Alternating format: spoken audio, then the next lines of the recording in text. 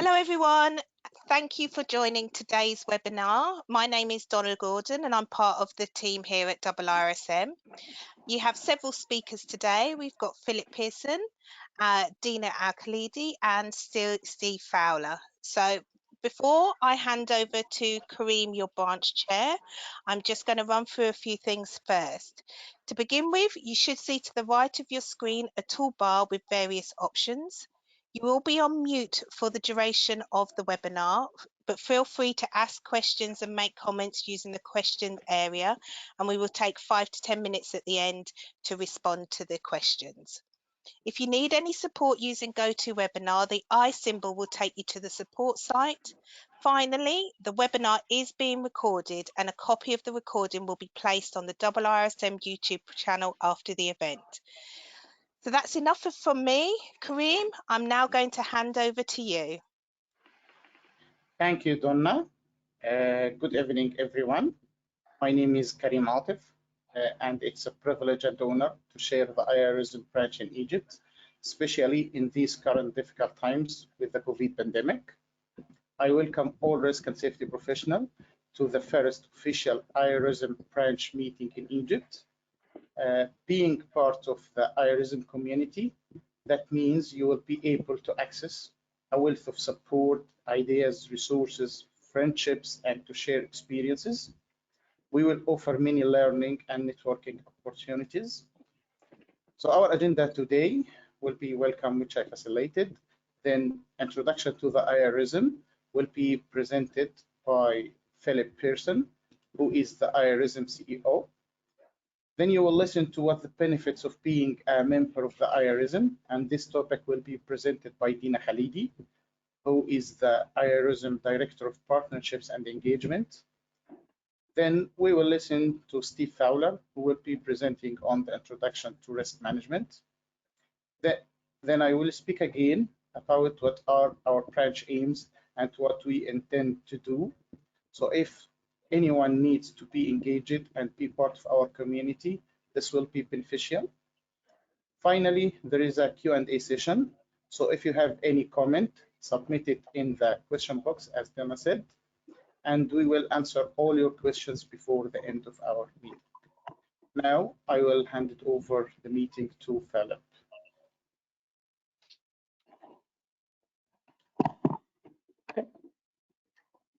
Hi, welcome everybody. It's lovely to, well, not see you, I can't see you, but hopefully you can all see me. My name is Philip Pearson. I'm the Chief Executive of IIRSM, and I'm absolutely delighted to attend this first meeting of our Egyptian branch. I think this is a real step forward for us as an institute. It helps underpin the work we've done in the wider GCC in the past years. And it's part of our real process of growing our international standing amongst our existing members, and that hopefully among our new members, especially those that are either based in Egypt or who work elsewhere but are have Egyptian connections. And what I really want to do is just give you a bit of a flavour. IIRSM we're almost 50 years old as an organisation. So we'll be looking to celebrate that in the next couple of years. Our focus has always been around health, safety, and what we're trying to do is ensure that as the world changes, as business changes, we move into that wider risk field. So we want to give our members and our contacts the skills really that the modern workplace needs. As an organisation, it's really, really important that we embed ourselves within the nations that we work in.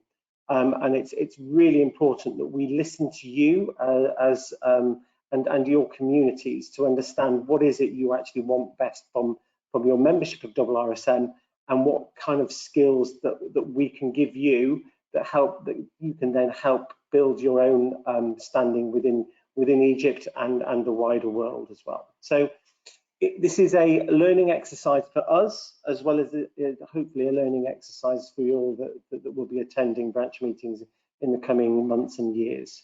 I'm really grateful for those that have put their hat in the ring to volunteer for the Institute. It is very much a volunteer-led organisation. It's a member-led organisation. So it's what you want that will dictate what we give you. Okay, so the conversation we have with you is really, really important. We need to listen to you, and we will take those things away, and we'll try and deliver those things that you need to help you do your job, to help you influence the appropriate governing bodies within Egypt, and to make sure that you get world-class support and world-class knowledge in country. Okay? I'm always open to taking questions from people. I'm going to drop off the webinar shortly, but if you'd like to contact me with either through Kareem or through Dina, I'll get back to you as quickly as I can. I'm to say I welcome you all. I think this is the beginning of something really, really special, but it will take hard work, and it will take hard work locally for this to really work. So all the best to you. Please do invite me to future meetings, and we can go into a bit more detail on various things as well. And I'd like to give you regular updates of what we're doing as well. So thank you so much, everybody. It's great to meet you all, and hopefully we'll speak again soon. Thank you, Kareem. Thank you.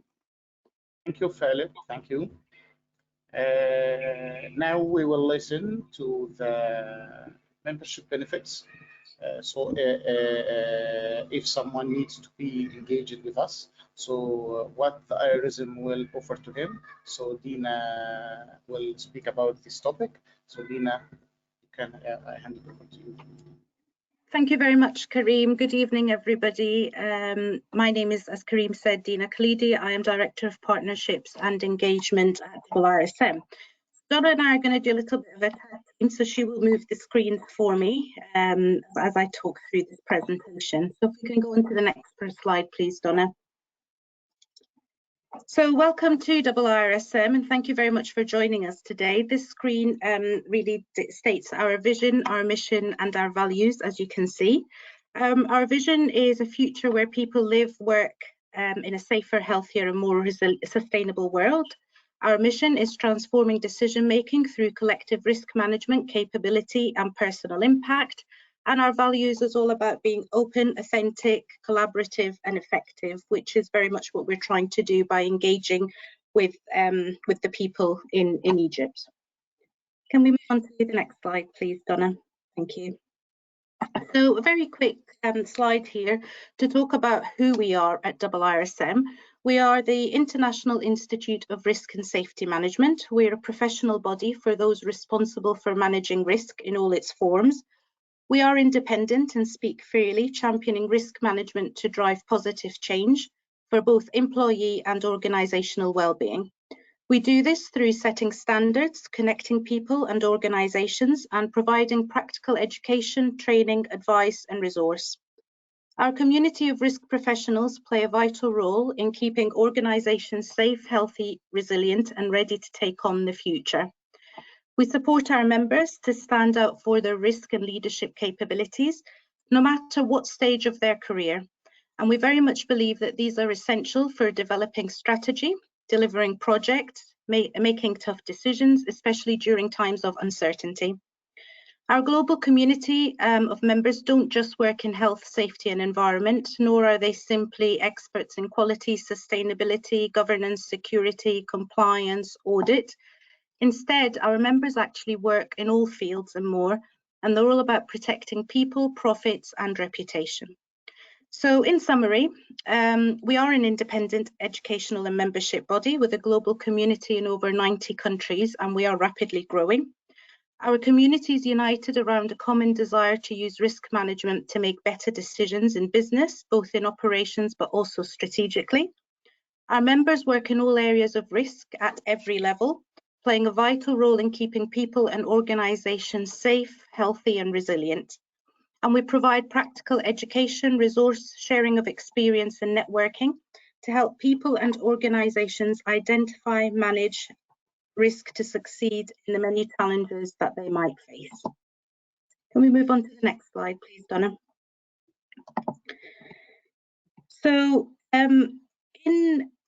about 2 years ago, we launched our risk management and leadership competency framework, and this framework sets out the expectations of what it means to be a competent person to identify, manage and communicate risk in whatever form.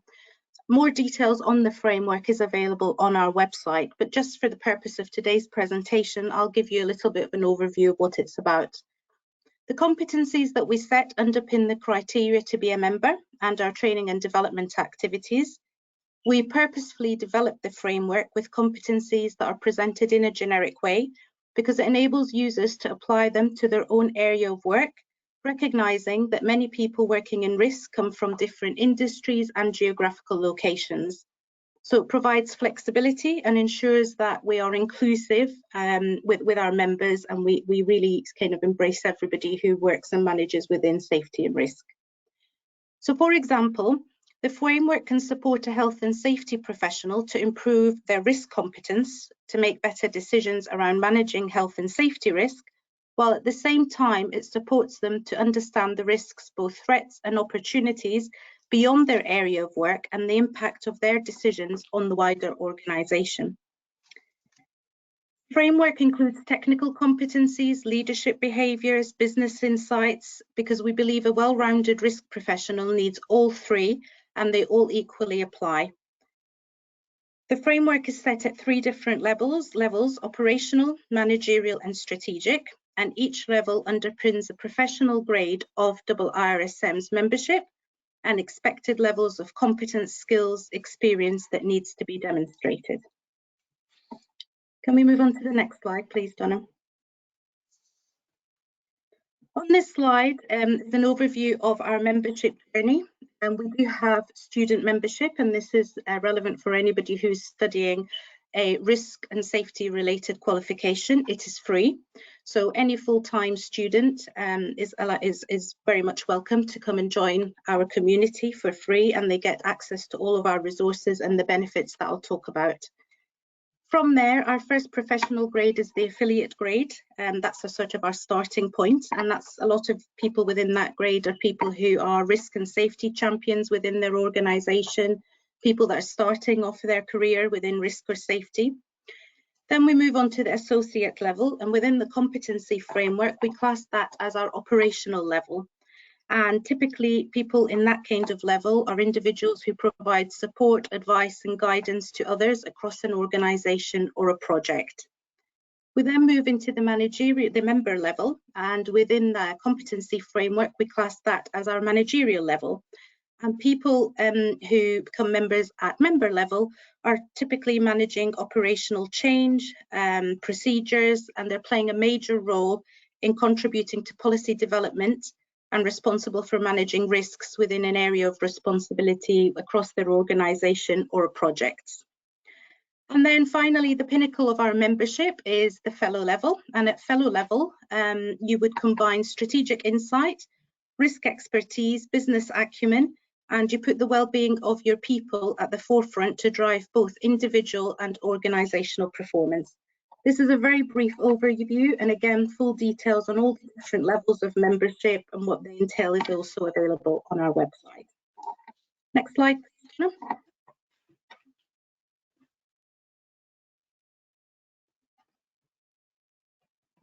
No? Oh.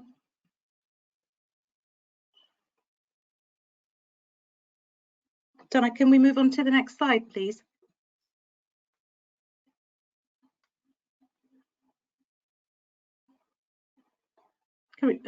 Perfect, thank you very much. So, why be part of our community? Why join IIRSM and why become a member? Before I highlight some of the key benefits of being a member, this slide provides a summary of the reasons why it is worth getting involved, but I will go into greater detail about some of the key initiatives that we drive and what we offer our members. You can obviously use designatory letters, and that shows your level of risk expertise to key stakeholders. So whichever level you are, so if you're a member level, you would be M IIRSM. If you're at a fellow level, it's F IIRSM.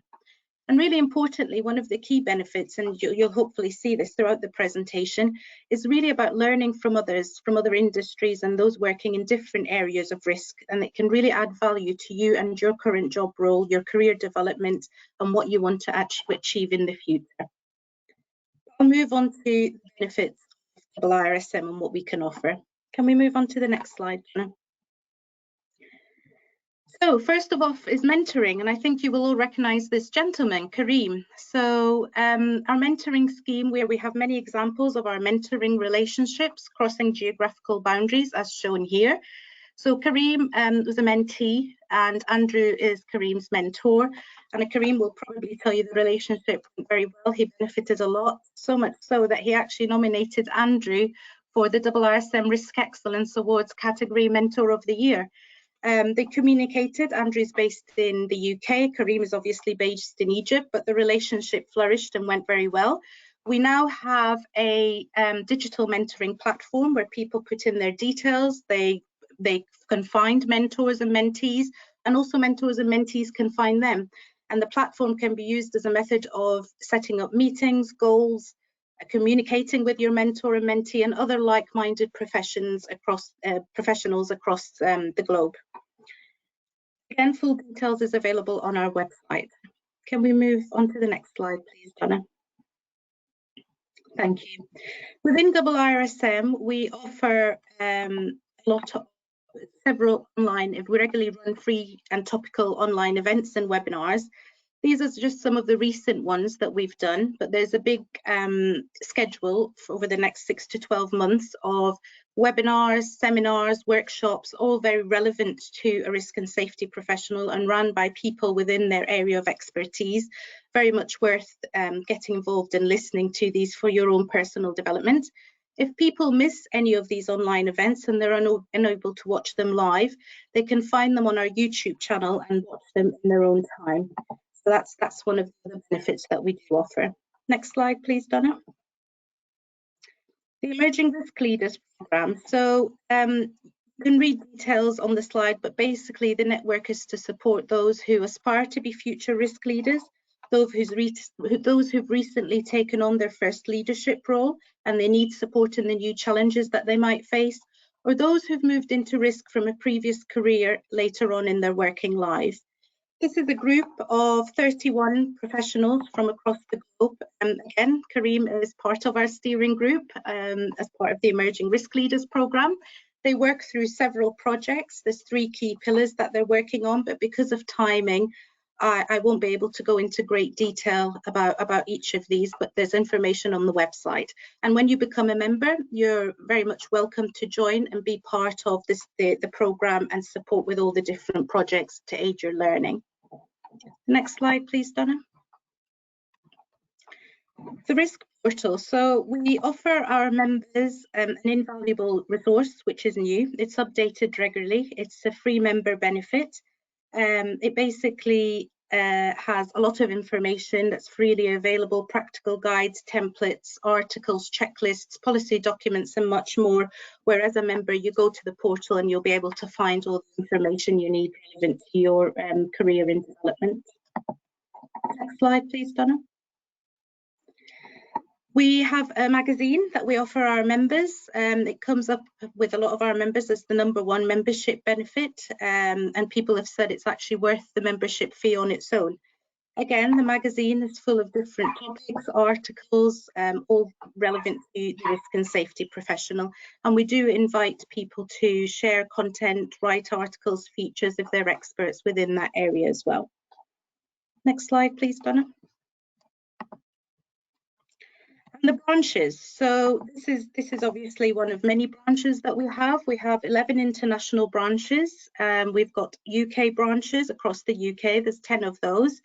And they play a vital role in bringing our members together locally to network, discuss topics that are relevant to them, enabling them to share experience and support each other in current and future roles, and aids people's learning and professional development as well. Next slide, Donna.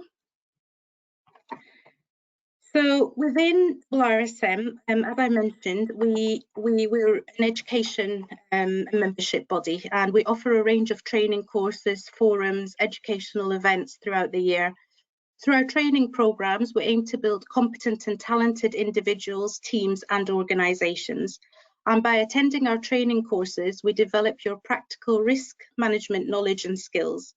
We offer 3 levels of learning: introductory, intermediate, and advanced, and they're all linked to our professional standards, and they do offer CPD points. All our courses are delivered by experienced experts within the field of safety and risk management. I'm not able to go through all of the courses we offer, but on this screen, you'll be able to see 3 of our key courses. The first one is our Managing Risk Essentials course, and we're renowned for the IIRSM Managing Risk Essentials course. 100% of delegates would absolutely recommend the course, and it's delivered by Mr. Steve Fowler as well, who will be speaking after me. The course is an introduction to the principles, tools, and processes that can be used to improve decision making, enabling you to become more resilient and better prepared for a crisis. It's designed to deliver a practical, engaging experience, and Steve uses real-world case studies. And in addition, we do use traditional, obviously, tutor method where Steve delivers. He uses videos, interactive polls, and group discussions. And more detail on the course is available on our website. The next course I'll talk to you about is our Risk Communication and Reputation Management course. We believe that effective risk communication will help learners to meet operational business needs, regulatory requirements, and moral obligations, as well as mitigate risk, improve performance, build trust, and ultimately protect business reputation. So this course covers the fundamentals of effective risk communication practice, the relationship with securing the best possible operational and reputational outcomes, and again, very much of a hands-on course with extensive real-world case studies and discussion exercises. So our thinking was, if you can manage risk and understand about the management of risk, and you can learn how to communicate effectively that just leaves one thing, which is how do you influence and engage at the top stakeholders and people around you? And that's the third course. So the Effective Influencing and Engagement course. Creating and maintaining a risk-aware, safe and legally compliant working environment can only happen when key stakeholders have a clear understanding of the organisation's objectives and strategies, of its values and culture.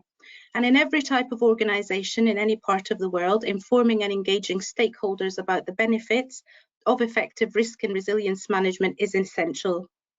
So this course covers personal skills needed to step up and speak out confidently and to engage key stakeholders. It helps learners to ensure that everyone has a clear understanding of the organisation's objectives, strategies, as well as its values and culture. And this is what we call our risk management series. And obviously our members get a discount to attend the course. Non-members can attend, but we do offer a discount for our members. Next slide, please, Donna. I'm sure you've all heard of Nebosh, and IIRSM have partnered with Nebosh. We work very, very closely with them, and we have developed a qualification which is in the UK what we would class as a level 3 regulated qualification, and it is the Nebosh IIRSM certificate in managing risk. So this particular certificate is applicable and relevant for any job role and provides learners the ability to gain truly transferable skills that can be applied in any organisation, industry or geographical location. It's based on the understanding of the risk management process and framework, or based on ISO 31000. And again, further details on the qualification can be found on our website. We have just piloted the qualification with a view to launching it around about October time. And I'm very, very pleased to say that people that took part in the pilot were very pleased with the content and recommended qualification. We were going to do a second phase of the pilot, but the feedback's been so great, we're going straight to launch in October. Again, further information, or if you'd like to get more on the content or how to register your interest, is available on our website. Next slide, please, Donna. We do at IIRSM offer in-house training solutions where we work with your organisation to understand and identify your business's needs. We address these through specific knowledge that's very unique and tailored to your business, to your organisation, to your team. It's delivered by experts within risk management. The courses will be IIRSM approved, and what the feedback and what we've found from our partners that we work with in this way, it very much improves the effectiveness and efficiency of the organisations and individuals. Next slide, please, Donna. We offer IIRSM training approval. So this means that we would take the content of your course, whether you are a training provider or a business delivering to your employees, and we would, with a view to assessing and reviewing these courses and approving them. We work very closely with you. You give us access to your courses. Our professional assessors would go through the courses and then they would give you a decision on the outcome. If they're not quite up to standard, we work with you to make sure that they are, and you do what needs to be done to have that high level. Just some points there about the benefits of training approval, but because of time, I won't go into too much detail about them. But again, full information is available on the website. Next one, Donna. Thank you. Equally, we work by accrediting qualifications. So this is more relevant for diplomas, undergraduate, postgraduate qualifications. We work closely with higher education establishments across the globe where we again assess their qualifications with a view to accrediting those. And we also then give benefit to the students within those institutes around the membership and setting up sort of a member branch, etc. But full details is also on our website. And finally, we work with corporates. So we have corporate partnerships offers where we would work with you as an organisation, understanding your strategy, understanding your goals, understanding what you're trying to achieve, and then offering you support and solutions through training, consultancy, membership package, training approval, initiative schemes and programmes that are very specific to your business and your organisation. And that brings me to the end of my presentation. So thank you very much for listening. Any questions, please put them in the chat or feel free to contact me directly. Over to you, Karim. Thank you. Thank you, Dina, for your presentation. Thank you. And now we will listen to Steve, who will be presenting on Introduction to Risk Management. Steve, the webinar with you now. Okay, I'll just get this loaded up, everyone.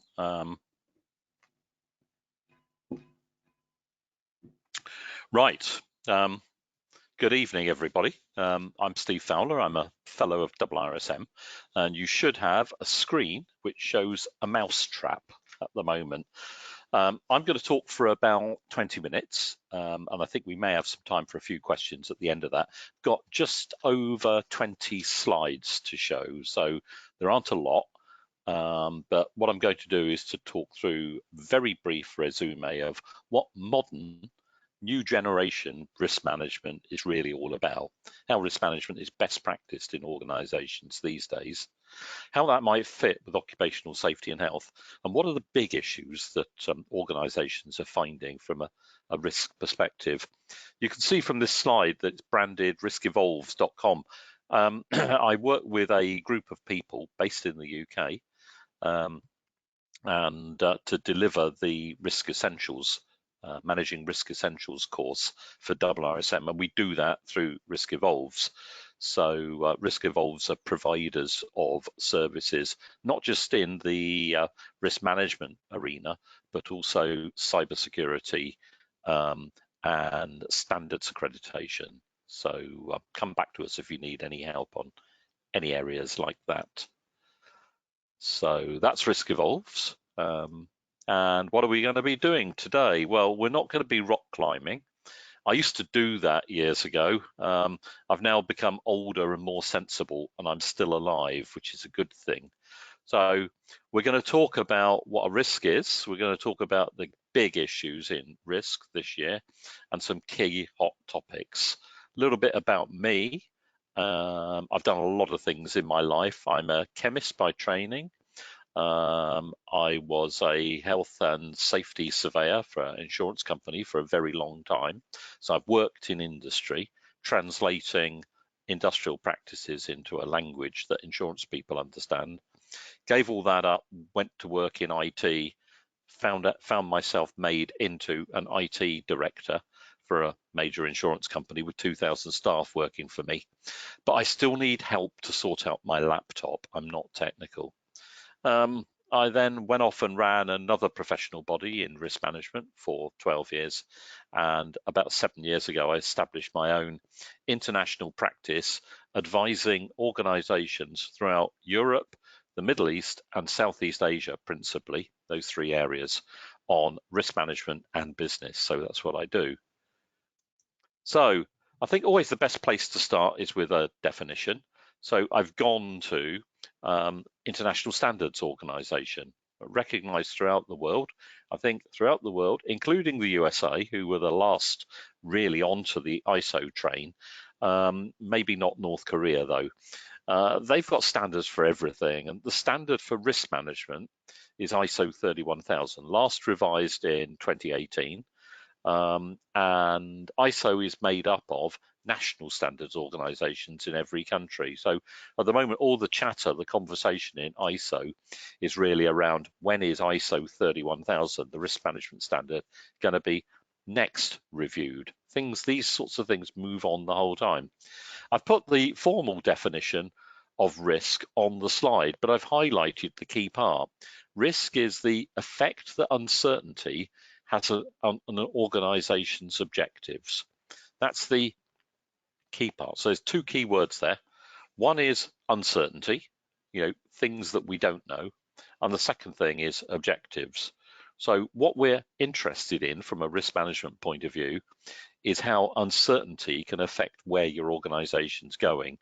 What we're not bothered so much about is how uncertainty might not affect your objectives. So, I mean, depending upon whether you're selling ice cream or umbrellas, you're probably not too interested in whether it might rain today, because probably for most businesses, except in the areas like the two I've just mentioned, they're not, uncertainty doesn't really have an impact on your objectives. So that's the first thing to grasp with risk management. We're looking at stuff that matters rather than stuff that doesn't matter. The reason I mention that is a lot of organizations actually get things wrong at that stage by starting to list everything that could be a problem, even though it may not be a problem for them. So always focus on the things that matter for you. And traditionally, risk is made up of two components, probability or likelihood and severity or impact. But I think we've probably seen with the pandemic over the last 18 months that there can be risks which are very, very low probability or likelihood, but extremely high severity or impact. In other words, SARS-CoV-2 leading to the COVID-19 pandemic. So don't always dismiss those things that are low probability, because they could have a vast severity and have a huge impact on us. And I'm going to come back to that point in a moment. So why do we manage risk? Well, historically, we manage risk for two reasons. One is because we're told to remain compliant with legislation. And the second one is to protect our employees. So, people manage risk because they don't want people to be injured, get ill, or die at work. But increasingly, organizations manage risk for a whole bunch of other reasons. If you manage risk well in your business, you reduce the costs of running your business. You probably also avoid some penalties and fines that you might gather from suppliers or customers. Managing your supply chain is not only a sensible thing to do, but many suppliers and customers place requirements on your business to ensure that you do what you say you're going to do to the right quality at the right time. That's managing risk in the supply chain. Achieving your objectives. I mean, what point is there in having a business plan if you don't actually achieve it? So how do you achieve it? You achieve it through good planning, but through minimizing the risk in the plan. And equally, the same thing applies to projects. These days, everyone talks about stakeholders. In the West, in the bad old days of the 1980s and 1990s, people would say stupid things like, your shareholders are the most important stakeholders in your business. Let's just think about that for a moment. And I'm conscious that I did say that rather emotively. Shareholders are important. The people that own the business are important, but so are the people that come to work every day. They're also important. And so are the people that buy products or services from you. They're important. But so's also the public, the general public, the people who live and work in areas around your business. All these people matter. And in modern risk management, we very much take an approach that's much more stakeholder focused. Look at all the aspects of an organization rather than just the financial aspect. One reason for doing that is that helps us protect and enhance business reputation.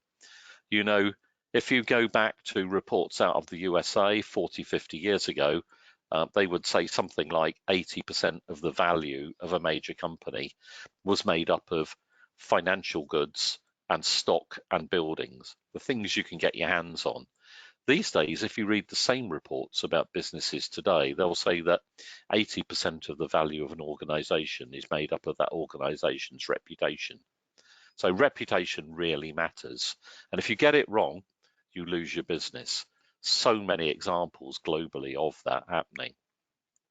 But risk management also helps you focus on opportunities, and it helps you stay in business. You know, figures from Bloomberg, US organization, but these are global figures. 8 out of 10 businesses fail within the first 18 months. So just think about that for a second. Most new businesses fail. And most new businesses fail basically because they fail to get the management of risk in the business right.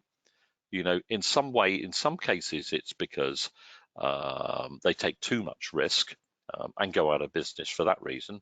But also there are too many businesses that are too timid, that don't take enough risk and get outmaneuvered by other competitors, more nimble competitors. So this is very much a quick whistle-stop tour of risk management, but I thought what I'd put in here would just be, and this is a slide taken from the Managing Risk Essentials course, in fact. It's an example of the sorts of risk you might encounter in your business.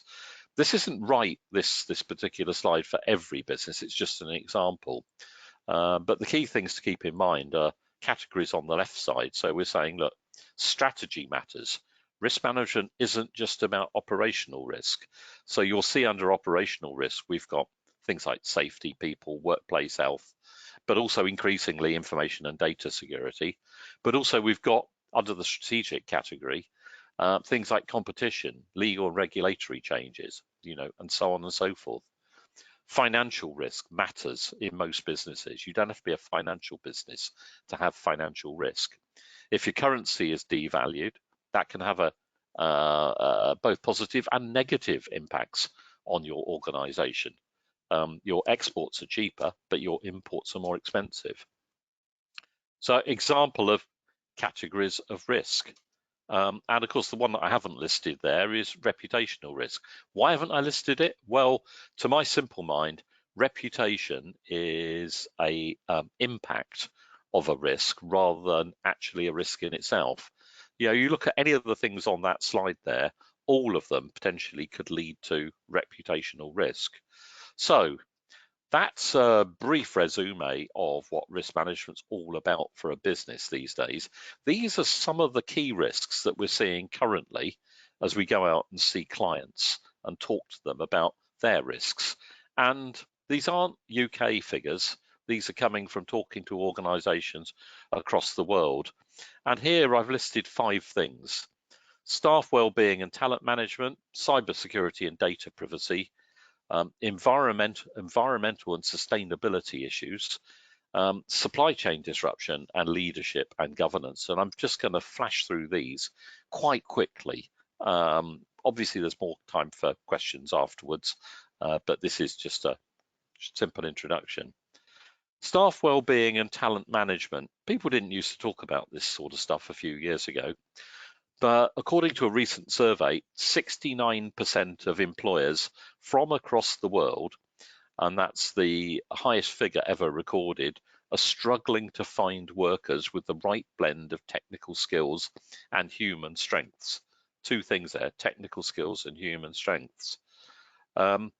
more than 1 in 3 organizations have accelerated their move towards digitization as a result of the pandemic, and 80% of those plan to increase or maintain their hiring as a result. So what that says is organizations are moving much quicker towards the digital world, but they also need to bring people in. On the one hand, it creates a more digital and connected world. On the other hand, it creates a growing polarization between people who have the skills to take advantage of this and those who don't. You know, those that don't have the digital skills increasingly will find themselves in a position where there are lots of jobs out there, but they're just not jobs that they can pick up and take on themselves. Got lots of things on this slide here, but just to pick on these middle two, 90% of employers, this comes from Harvard Business Review, 1,500 companies across 46 countries. Employees are saying that their work-life balance is getting worse. Now, that's since the pandemic. It's with more people working remotely from home, people are finding that they can't get the break that they need in their home life in order to make them perform well in their work life. It's becoming increasingly a bigger issue. The extent that this will move towards major legal cases is not yet known, but you heard it here first. It's probably going to happen. Related to that, increasing issues with mental health. In many cases, in most cases, in fact, linked to COVID-19. We're seeing a lot of issues around that. Again, not just here in the UK, but across the world. Cybersecurity and data privacy. Well, just some figures first of all. Some astounding numbers I managed to dig out here. In the last 2 years alone, 90% of the world's data ever has been created. 95 million photos and videos shared, not over the last year, but every day on Instagram. Google processing 3.5 billion search inquiries every day. So huge volumes of data throughout the world. And what does that lead to? It leads to a world that is cyber risky, you could say. The global cyber threat continues to grow. There's changing reduced appetite from insurers who are unhappy to insure people against the risk of cyber attack, and litigation claims are on the increase. Do you know, looking at some recent figures on so-called ransomware, where people put a piece of malicious software on your computer and deny you access to your own systems until you pay a fee. 2/3 of the people that had those bits of malicious software put on their machines actually paid the ransoms. About a third had to pay extra ransoms, and something less than 2% got away without paying anything. So it's a really, really big issue that affects organizations of every size today. The fines also are growing. Earlier this week, it was announced that Amazon have just been fined €746 million for a breach of the GDPR regulations, or perceived breach of GDPR regulations, by a court in Luxembourg. That's on behalf of their operations across the EU generally. As you might imagine with Amazon, they're fighting this claim completely, but they probably won't get away without paying something for it. So big issue, cybersecurity.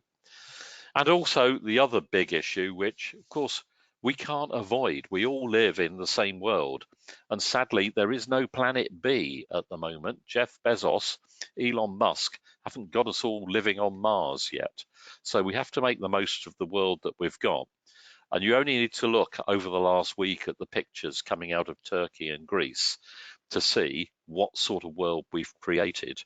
The environment is on fire. You know, things are going wrong throughout the world. And organizations are waking up to the fact they need to do something about it. There's a huge amount published on this subject. And people are only just beginning to get to grips with how risk management can help inform organizations' approaches to sustainability issues.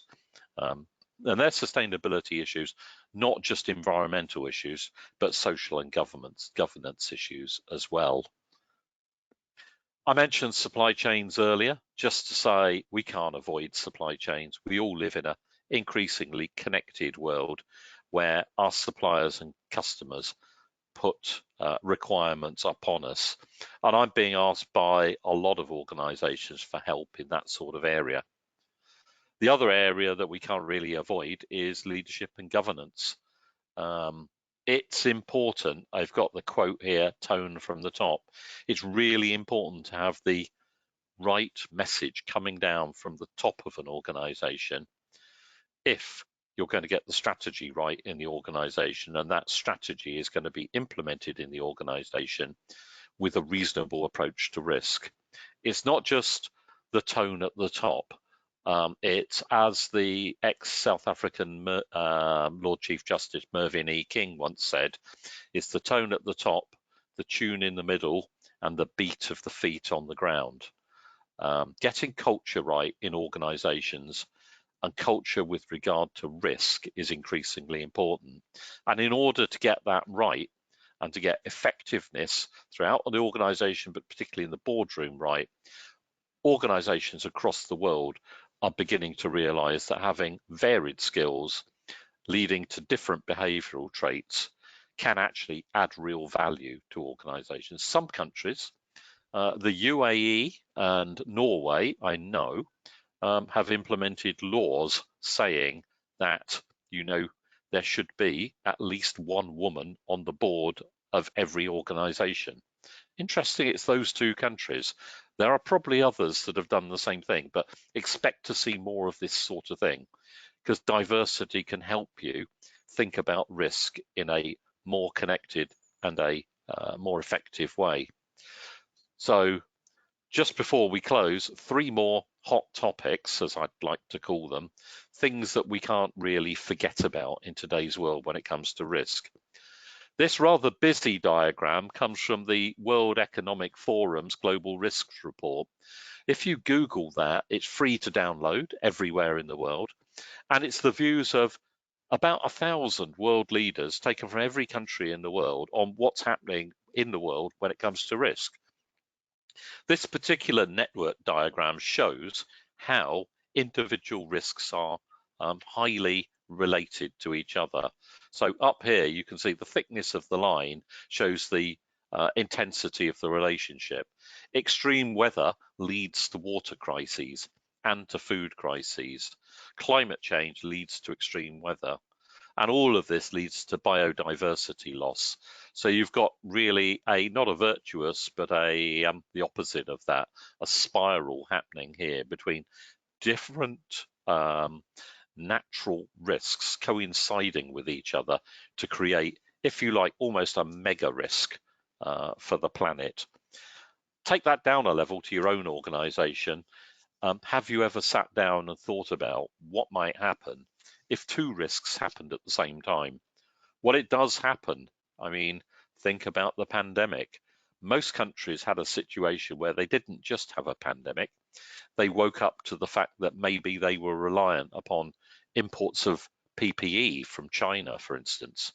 And it was the fact that you had those 2 risks happening at the same time that led to health systems being unable to cope whilst the pandemic was underway.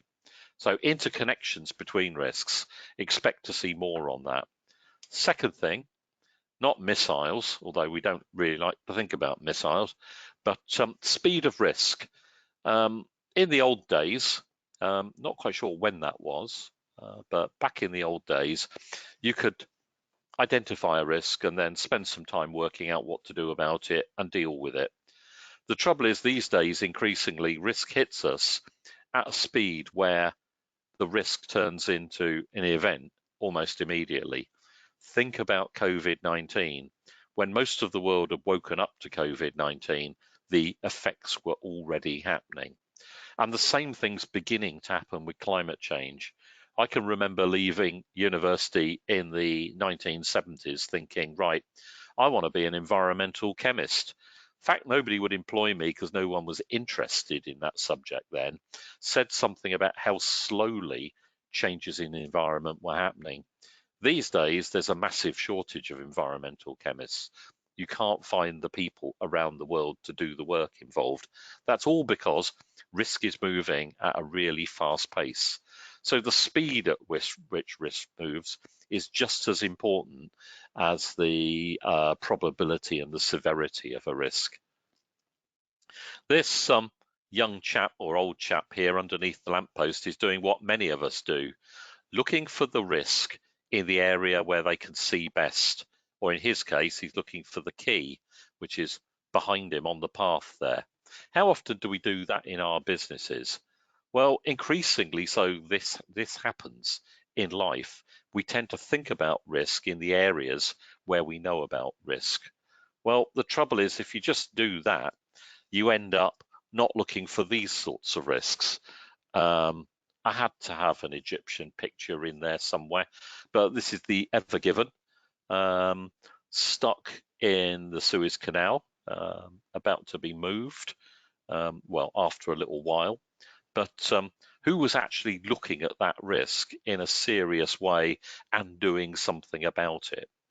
So expect to hear a lot more about thinking about the unknown, thinking about the things that you'd rather not think about. And finally, just before I close, Warren Buffett, the world's richest man.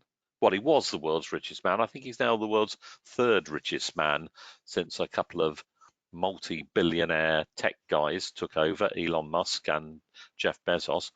Risk comes from not knowing what you're doing.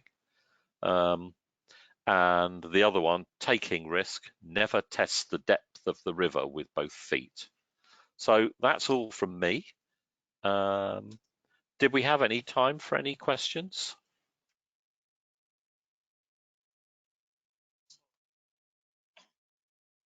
Kareem, have we got time for? We haven't got any questions yet, but if anybody does have any questions, if they'd like to put them in the questions section, we will Okay. pass them on to the panelists. Thank you. I did say it was a bit of a rapid tour around risk management. We do cover all of these issues and much more in the Managing Risk, the Essentials program, which Dina mentioned earlier, but we cover it over 4 hours rather than over 20 minutes. So we do go into quite a lot more depth. And to try and put you off enrolling for it, you have to do most of the work as well. So. So thank you, Steve, for your interesting presentation. Thanks for inviting us, Kareem. Yes, thank you. You are welcome.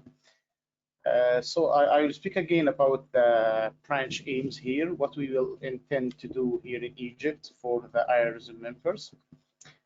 Firstly, we raised the profile. We want to raise the profile of the IIRSM in Egypt.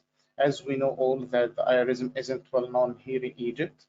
So this is one of our aims, is to raise its profile through the activities and the initiatives that we will be part in.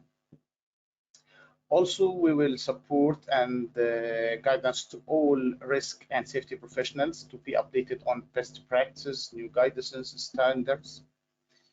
Then we will also provide CPD opportunities for members and non-members via interesting and relevant events like our event today, other events, seminars, workshops, and training courses. Also, we'll support all members with their career progression to make them able to overcome their workplace challenges, and also those who are new in the risk and safety profession. And we will collaborate and develop partnerships with government bodies and corporate organizations. Also, we will offer solutions to organizations and professionals on best practice through many ways. Two of them I'm personally involved in. The first one, as Dina said, is the mentoring scheme, which will connect you with a senior professional who will guide you through a brilliant journey to achieve your mentoring objectives. And the other is the Emerging Risk Leaders Network. This network contains 3 pillars. One of them is problem-solving pillar, which will offer many solutions to organizations to overcome their risk challenges.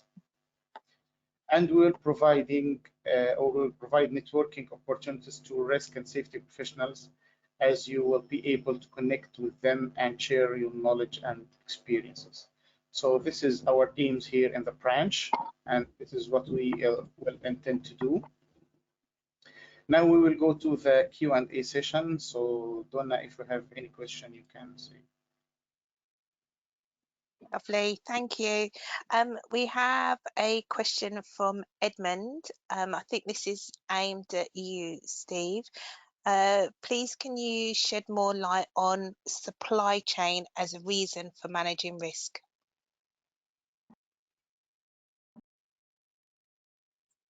Right. First mistake, always remember to unmute your microphone, Steve. So I've just unmuted myself.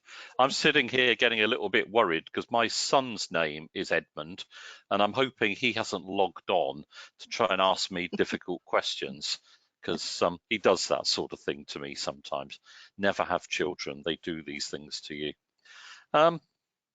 Yeah. I mean, I had a picture of the Ever Given up in the Suez Canal, and if you think about what happened there, the organizations, the companies who were importing things in containers on board that ship, did they really think about supply chain disruption? And what impact did that supply chain disruption have on their businesses? I'm told by people who know about the bicycle industry in the UK, I mean, one thing that we all know is that most bicycles in the world are made in Taiwan. They're not used in Taiwan, they're made in Taiwan. Those in China are made in China, of course, but those made in Taiwan are exported across the Pacific to North America and through the Suez Canal to Europe. Now, if you're a bicycle importer, bicycle shop, anywhere in Europe, or indeed around the Mediterranean, you've got a real issue if your bicycles can't get to you. In fact, it was leading to a situation where, how long was it that the Ever Given was stuck for? I can't remember, but it was a few weeks.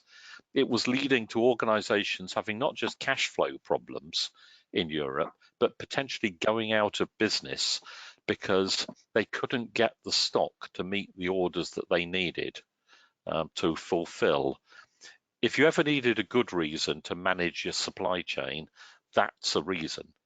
Now, I don't know what the solutions are to that particular situation, but they should at least have sat down and thought, right, okay, we are extremely dependent upon the Suez Canal always being open.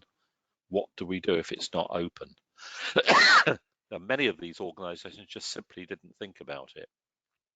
So getting risk management right in that area matters. Lovely, thank you, Steve. I've got another question here. What is the correlation between risk and safety? Right, easy one, that one. Safety is a risk, but not all of safe. But safety is a risk, but not all risks are safety. So you think about it, safety affects people. You know, it doesn't affect buildings, doesn't affect the environment, but it does in a sense. But risk is much, much broader. So when we're thinking about broad business risk, yes, we're thinking about occupational health and safety, but we're also thinking about cyber security.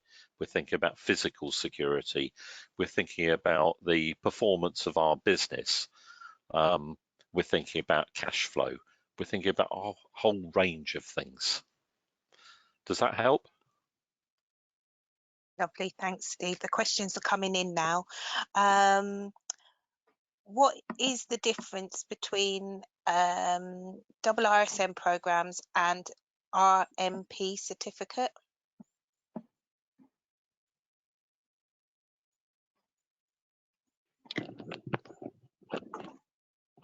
Do we know Steve, that one?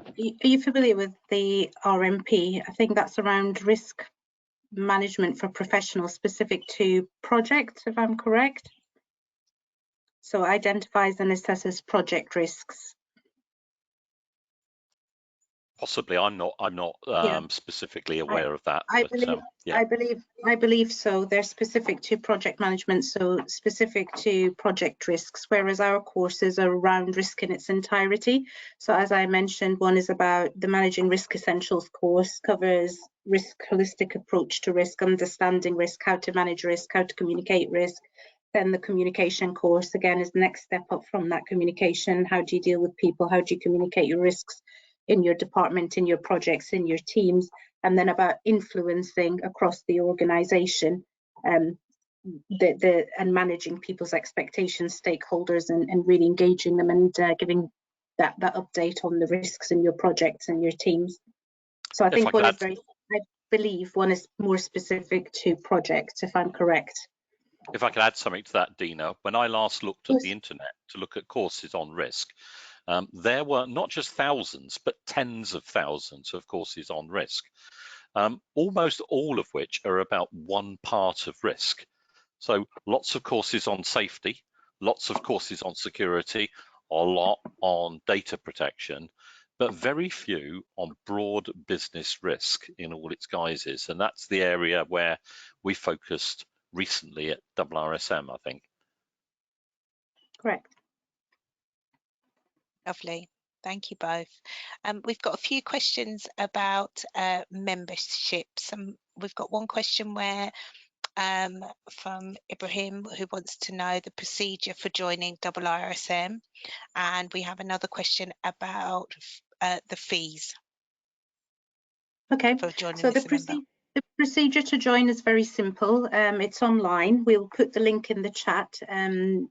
We'll put it just now. All you have to do is click on the link, fill in the application form, and basically that will just give us an overview of your, it'll enable us to capture your details, understand your qualifications, so we know which level of membership you're applicable for, and then we'll get back straight to you with your level of membership. It'll also take payment from you at that point. With regards to the fees, it depends on which level you're applying for, and again we'll put the link for that, where you can have a look and check which level it is you're interested in and what the fees would be. Thank you, Dina. I've got a question from Roke. He would like to know, Steve, what will make one sure that the unknown risks are covered? For example, the unknown risks like COVID are covered. Oh, if only we knew the answers to those questions, we would, to misquote someone, know the mind of Allah, know the mind of God. I mean, you just can't possibly understand every risk. The one thing I'd suggest to people is read widely, listen to lots of people. We were all given 2 ears and 1 mouth, and we should use them in those proportions. So we should listen a lot, but also, especially in today's social media world, don't just read things, but be aware of who's written the things that you're reading, because there are lone voices out there that actually know what's happening in the world, and sometimes they are swamped by other voices who are just giving an opinion. So know the difference between fact and opinion, and don't always act on opinion. Try and find out what's actually happening. The more you read, the more people you meet, the more likely you are to get a balanced view of risk, and therefore, the things that you might need to protect yourself against. Lovely, thank you. Hilary would like to know, Steve, there are lots of risk covers almost all wings of an organisation, and is there an integrated system that organisations could use that makes it easy for an organisation to manage its risks? Well, Dina will smile, but come on the Managing Risk, the Essentials course, because that's what we cover in the course. It's impossible to actually give you the answer in just 10 seconds here, but yes, there are ways that you can manage risk on an integrated basis. Other courses are available, of course, aren't they, Dina? But ours is the best. Yes. And our organisation's the best. We actually like very much, we like to support all of our members to develop, grow. Steve is really, genuinely, this is genuine, the feedback said Steve is brilliant at what he does at delivering these courses, getting the message across. It does give you that holistic overview, enables you to interact, have conversations, reflect. They're very engaging courses, and like I said, 100% of delegates have recommended them, so it's good.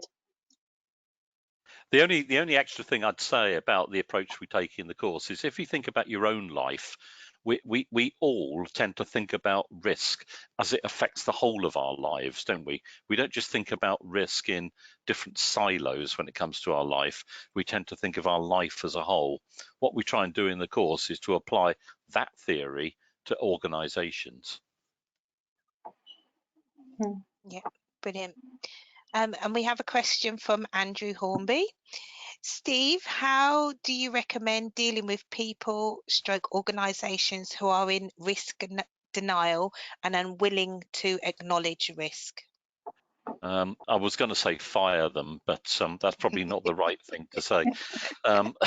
Sometimes I've found, in fact, this was a lady in America that taught me these things. She was the risk manager at the US Naval Ship Repair Yards, a woman working amongst thousands of men. And she said, the thing to do is to find out what matters most to the bosses and the people who are in risk denial and help them achieve their objectives, but try and do it by getting some risk in there. Use risk management to help people achieve their objectives. So they see you as a facilitator of things going right, rather than just the person who comes along to say, you can't do that. That's one example. Okay. And I have Amin has a question about, is it the supply chain that's the biggest risk, or is there something more important we have to take care about for the businesses and to aid continual improvement? I think for me, it comes back to looking at, well, it comes back to looking at all of your risks for your organization. Every organization will be different. And when I teach risk management, I always start with, what are you in business to do? Or if you're a government department, what's the mission, the role of that department? And then look at the risks to what you're going to do. Always start there. And that will help inform where the big risks are for you. Is it supply chain? Is it data security? Is it safety, occupational safety and health? But start with a context, start with where you're going as an organization and what can disrupt that, but also where the opportunities might be. And that will help answer those other questions. Lovely. Okay, so I think we're on the last question now. So whilst defining risk, you never mentioned exposure. Please, can you throw more light on that? That's from Edmund. That's because this was just a 20-minute introduction. So to be honest, Edmund, that's the subject for a broader conversation across a wider time frame. Yeah. So that's not an easy thing to deal with just in just a few seconds. But you're Lovely. right, it should be included. Brilliant. So I think that's all the questions that we've got time for. I'll just hand back over to Kareem to close the meeting. So thank you for all who attended our meeting today. And for the question who someone relating to the fees of the membership. So we have 25% off for the first year if you are a new member. So you will get 25% off. After you will know which level and what is the fees, so you can use our coupon to take this discount. Finally, I need to thank all the people who attended for their time, and thanks for our panelists for their support. Lovely. Thank you very much, Kareem, and thank you for your efforts in instigating the branch and putting on such a wonderful webinar and for the programme of events you have scheduled for Egypt. And thank you to the committee members. And just a final word from me, really, on behalf of IIRSM, we're very pleased to be present in Egypt, and we certainly are committed to supporting all risk and safety professionals in the country and welcome people to join and be part of our global community of risk and safety professionals. Thank you, Steve. Thank you, Donna, and thank you, Kareem. And thank you to everybody who's listened. Thanks, everyone. Have a great evening. Thank you.